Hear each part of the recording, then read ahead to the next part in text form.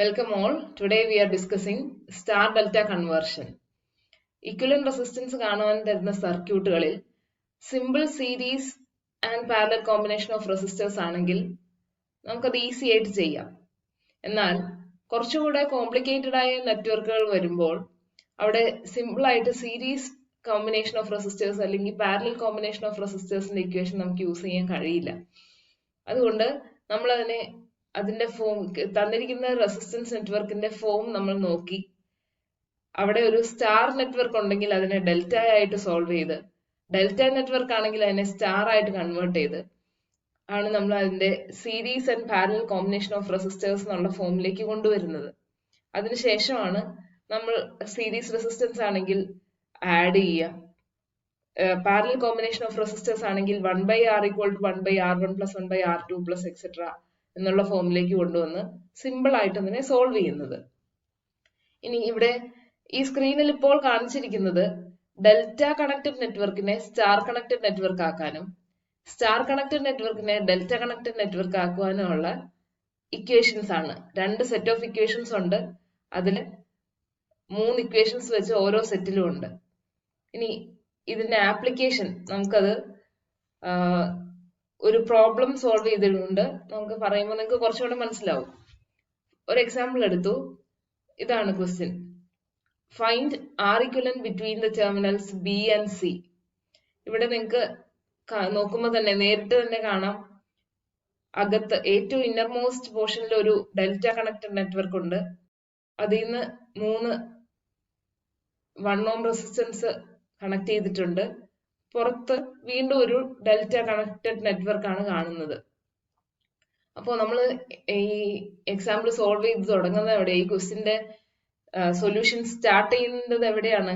ഏറ്റവും അകത്തുള്ള ആ ഡെൽറ്റ നെറ്റ്വർക്കിനെ ഒരു സ്റ്റാർ ആയിട്ട് കൺവേർട്ട് ചെയ്താണ് നമ്മൾ ഈ ക്വസ്റ്റ്യനിൽ നമ്മൾ സൊല്യൂഷന് സ്റ്റാർട്ടിങ് അപ്രോച്ച് ചെയ്യുന്നത്, അല്ലേ?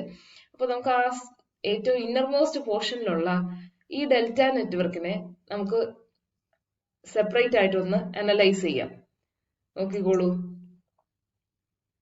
കണ്ടോ? അകത്തുള്ള ആ ഡെൽറ്റ നെറ്റ്വർക്കിനെ എടുത്തു. ആ ഡെൽറ്റ നെറ്റ്വർക്ക് കണക്ട് ചെയ്തിരിക്കുന്ന 3 പോയിന്റ്സിന് ഞാൻ ABC എന്ന് പേര് കൊടുത്തു. ഇനി ഡെൽറ്റയിലുള്ളതിനെ സ്റ്റാറിലേക്ക് കൺവേർട്ട് ചെയ്യാനായിട്ട് സ്റ്റാറിൽ നമുക്ക് കിട്ടേണ്ടത് RA, RB, RC. A എന്ന നോഡിലേക്ക് കണക്ട് ചെയ്തിരിക്കുന്നതിനെ RA എന്നും, B എന്ന നോഡിനെ കണക്ട് ചെയ്തിരിക്കുന്നത് RB എന്നും, C എന്ന നോഡിലേക്ക് കണക്ട് ചെയ്തിരിക്കുന്ന RC എന്നും എന്ന് നമുക്ക് 3 റെസിസ്റ്റൻസ് ആണ് നമുക്ക് വേണ്ടത്. നമുക്ക് ഓൾറെഡി ഇക്വേഷൻസ് നോൺ ആണ്. RA = RAB × RAC divided by RAB + RBC + RCA. ഇവിടെ തന്നിരിക്കുന്ന ഡെൽറ്റ കണക്റ്റഡ് നെറ്റ്വർക്കിൽ നമ്മൾക്ക് കിട്ടിയിരിക്കുന്ന റെസിസ്റ്റൻസിന്റെ വാല്യൂസ് എല്ലാം ഈക്വൽ ആണ്. 2 ohm റെസിസ്റ്റൻസ് എന്നാണ് കിടക്കുന്നത്, അല്ലെ? 3 RABയും 2 ohm ആണ്, RBC 2 ohm ആണ്, RCAയും 2 ohm റെസിസ്റ്റൻസ് ആണ്. ഇക്വേഷൻ നമുക്ക് സോൾവ് ചെയ്യാൻ എളുപ്പമുണ്ട്.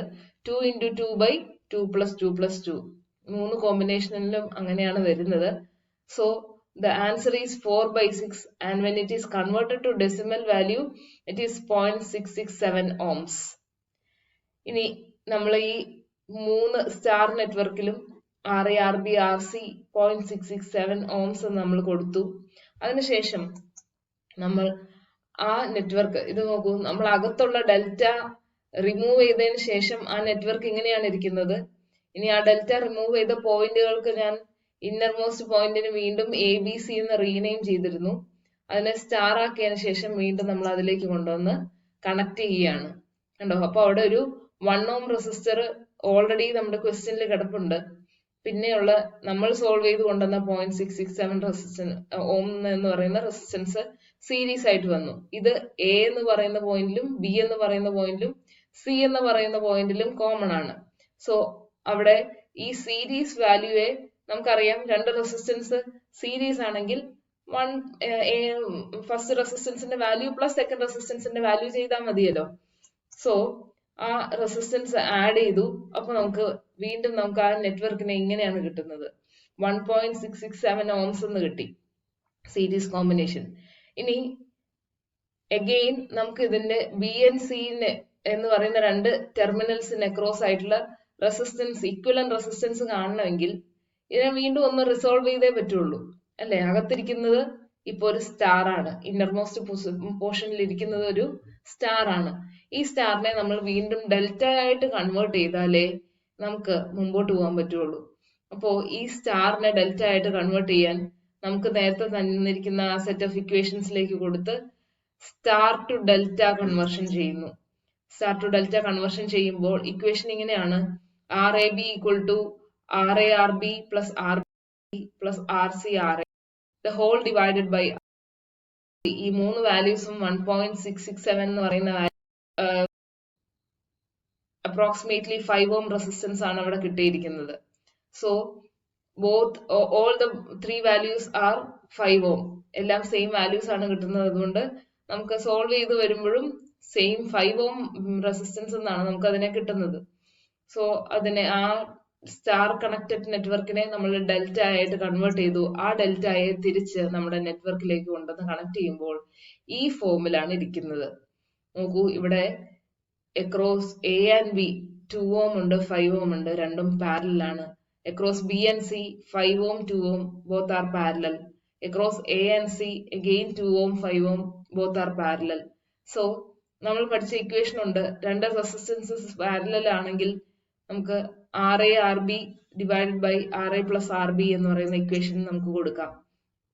അപ്പോൾ നമുക്ക് കിട്ടുന്നത് 2 into 5, അതായത് ആർ എയുടെ വാല്യൂ 2, ആർ ബിയുടെ വാല്യൂ 5 ആണെങ്കിൽ R A R B divided by R A plus R B, അപ്പൊ നമുക്ക് 10/7 എന്ന് കിട്ടും. That is 1.43 Ohm's.